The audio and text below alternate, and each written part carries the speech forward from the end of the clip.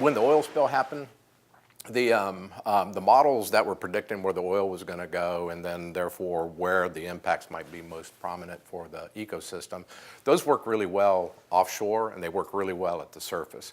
But once you get below the surface and as you get very close to shore, the models completely fall apart. If you remember back in when the oil spill happened in 2010, was that especially around that Dauphin Island, the Barrier Island areas, they kept predicting oil was going to come on shore. 3 days away, everything's burned up, the oil's coming on shore, and it didn't. I mean, for a month, it didn't come on shore.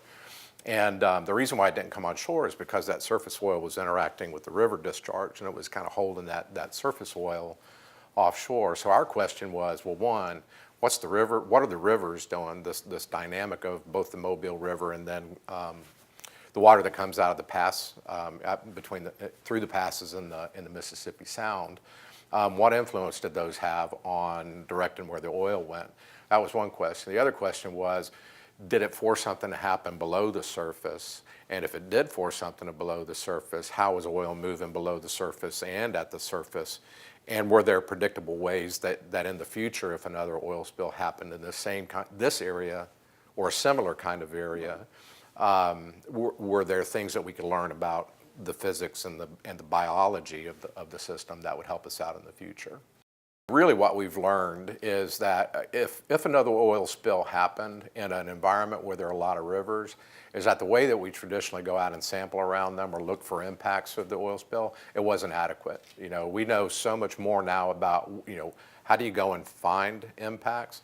And we also know where to look for where the oil is going to be transported and how circulation is driven by the wind and by the river discharge, such that your resources can better be applied when an oil spill happened in the future. So I think we've done a very good job of refining and being able to predict how that coastal water right close, within half a mile of where the barrier islands are and the passes are.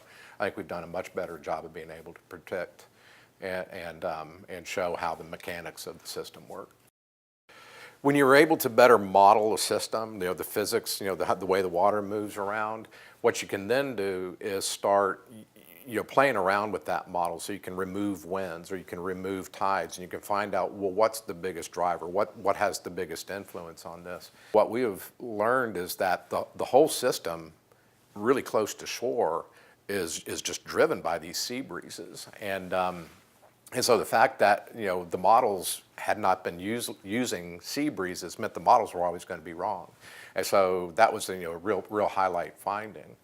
Another aspect is we found that there are some areas like off of the Chandelier Islands where it just naturally sets up and it's almost a conveyor belt to pull that surface water and the oil. When the oil was on the surface, it would pull it in. Very predictable. And so there are some aspects of the coastal system that are very predictable, and there are some parts of that system that you've really got to be paying attention to those fine details in order to understand them. So I think that's our general contribution to the oil spill, but now put in oyster larvae or fish larvae, because a lot of these animals, they have to go in and out of the passes at some point in their life history when they're young eggs, larvae. And so now the models that we develop for oil spill movement can now be applied to other resource management questions. And so it's just been a great advance in general. If any of this science is used for future oil spill responses, I think depends less on the scientists and more on the managers and regulators, how they pull that science out. And there's an element of outreach there as well.